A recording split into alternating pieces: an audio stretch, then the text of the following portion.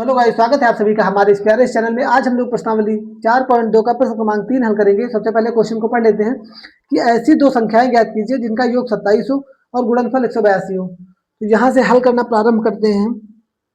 मान लेते हैं सबसे पहले कि माना पहली संख्या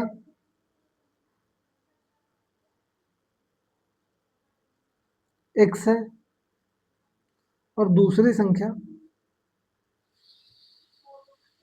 जो है वो y है।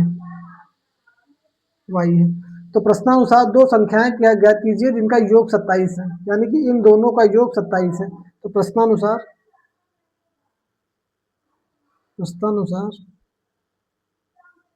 x प्लस वाई का जो योग है वो 27 है। यहाँ से हम y की वैल्यू निकाल लेते हैं 27 माइनस एक्स। इसको हम इक्वेशन फर्स्ट नाम दे देते हैं। और दूसरे में क्या है कि जिनका योग 27 है और गुणनफल 182 है, यानी कि इन दोनों संख्याओं का गुणनफल 182 है। तो लिख लेते हैं तब x इंटू वाई का गुणनफल जो है 182 है। तो y की वैल्यू है 27 माइनस एक्स।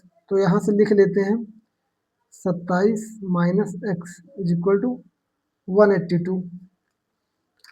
तो 27 एक्स माइनस एक्स स्क्वायर बराबर 182। तो minus x square plus 27 x minus का 182 इज इक्वल टू 0। अब माइनस कॉमन ले लेंगे यहाँ से, x square minus 27 x plus का 182 इज इक्वल टू 0।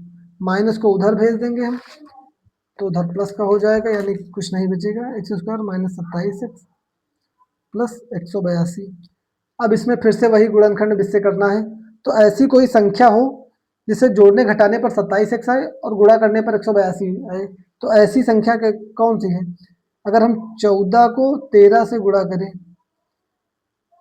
तो 182 आ जाएगा। तो इसी प्रकार लिख लेते हैं x square minus 14 x minus 13 x plus 182 बराबर 0। एक्स यहाँ से कॉमन ले लेंगे, एक्स माइनस 14, यहाँ से माइनस 13 कॉमन ले लेंगे, एक्स माइनस 14 बराबर 0। यहाँ से x माइनस 13 और x माइनस 14 आ जाएगा बराबर 0। तो यहाँ से हम करेंगे क्या कि x माइनस 13 जो है उसको 1 बराबर 0 कर देंगे और दूसरे में x माइनस 14 बराबर 0 कर देंगे। तो x बराबर 13 यहाँ से आ जाएगा और यहाँ पर x बराबर 14 आ जाएगा।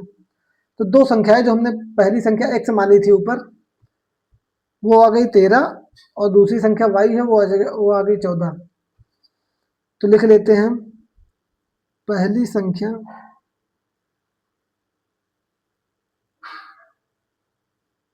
आ गई 13 और दूसरी संख्या जो है वो आ गई 14। अगर ये भी ना लिखना हो तो केवल ऐसे ही लिख सकते हैं कि दो संख्याएं क्रमशः, क्योंकि हमको पता नहीं है कि किसकी कौन सी वैल्यू है, ना x को हमको पता है ना y की वैल्यू हमको पता है। तो हम इस प्रकार भी लिख सकते हैं कि दो संख्याएं क्रमशः 13 और 14 है। तो वीडियो कैसा लगा आप लोग कमेंट में जरूर बताएं और चैनल को लाइक एंड सब्सक्राइब करें। धन्यवाद।